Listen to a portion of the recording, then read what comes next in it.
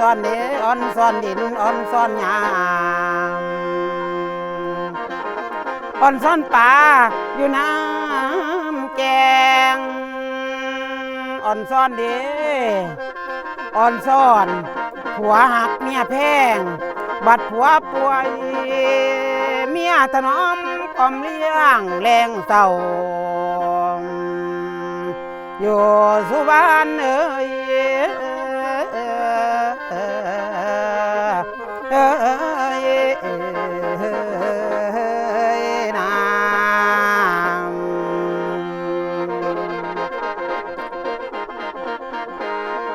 แล้วบทตะล่ำทั้งสันหันทั้งเงาเจ้าเลยลอง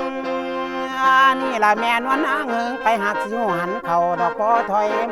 ลำนี่ท่านย่อยๆขันแข่งปัญญาเว้าเลี้ยงหีเป็นยากะแหงดีเกินเจ้าเป็นนิทานคนเฒ่าสอนเฮาควรเสือยังมีสองผัวเมียอยู่เวียงจันทร์ลานสร้างปางนั่นคือบ่ลืมผัวนั้นเป็นไข้ซึมโซ่จอยมาหลายปีหาหมอผีหมอยากะบ่เศร้านักหนาหาตำรายาแก่เทิงกินเทิงสีดขนาดใดก็มิจอยค่อยท่าแต่สิตายได้หลายปีล่วงง่ายเนื้อกะเหี่ยวของกะย่านเห็นอาหารพ่อเป็นยาพิษบาดว่าเมียมาป้อนมีตะนอนตะแคงไข่หันใจพ่อวีกระดูกเห็นสู้สีพ่อห่อโค้งอันว่าบักคงนงพ่อได้ทางตำเจาะเหลือเป็นเหลืออีพ่อต่อเปาะซ้ำของเด็กหน่อยบ่มีคอยสิเงยหน้ามื่นตาดูโลกเมียให้คิดโศกเศร้าจักสิเว้าว่าจังใดมือหนึ่งได้เมียเปลี่ยนหัวคิดหาวิธีคนล่วงพอว่ามันสุดท้ายพอว่าหลายปีแล้วเบิดสุแนวสิ้นห่วงเมียเลยหาคนล่วงพอบักหำเบิ่งก้อนหน้าพ่อได้เป็นห่วงใยมือหนึ่งได้ปีนกายไปหาเกินนุ่งสินพ่อเขินโหลดเป่าทั้งไตเมียเลยไว้ว่าเฝ้าปีนเขินกายคือย่างไปสีซื้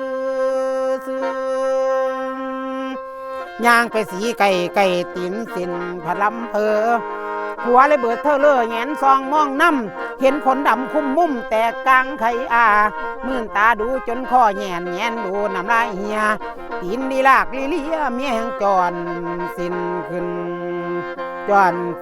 นไปยืนจึงอยู่วางผัวมือพองปัดพองขวว่าเฮือนหัวหยุดผัวแยกน้ำจนเห็นข้อลันปุดซองน้ำจนตาข้างสินไก่แห้งบางเลี้ยวขึ้นไปเห็นหม่องเป็นข้องพอจางปาง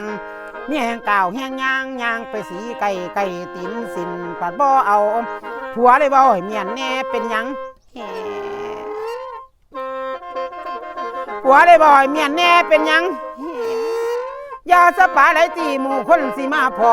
เมียบ่ล้อคอยท่าสวนคำเว้าใส่ข่อยบ่เมียนมันผิดพายเจ้าของมันปล่อยทิม3 ปีแล้วบ่คืดน้ำเข้ามือค่ำก็บ่จำมีแต่ปล่อยปลาหนีเรื่องหิเห่อจักสิเป็นของไผต่อไปข้าวนาเจ้าของมันปลาทิม3 ปีบ่เหลียวลำข้างผู้ผัวปเลยบาเท้าขันตั้งทานกะต้มข้าวต้มไม่ค่อยโชว์มึงตักช้อนมึงเนี่ยเปียงผมว่าโอ้ย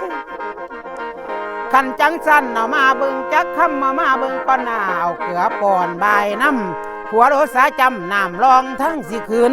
โอสาขืนงึกงักบาดว่าเมียมาป่อนเล่าละคิดอ่อนซ้อน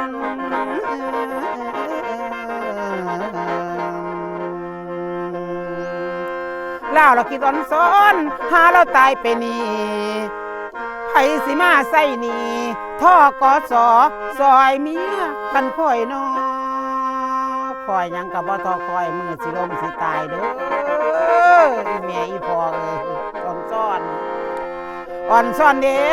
ห้าคอยตายไปนี่เมียเสียวผัวใหม่เลยโอสากินไปมือละเล็กละหน่อยก็เลยซ้ำเม่นสวงเศร้านี่ละเจ้าเพิ่นจังว่าหีดี เป็นใบเป็นยาต่อมาสุวรรณนี้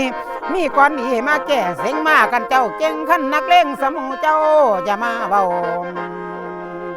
แม่นบ่สุยอย่ามาคุย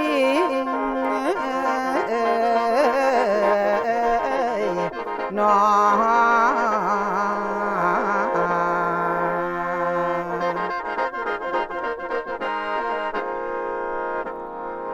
อ่อนซ่อน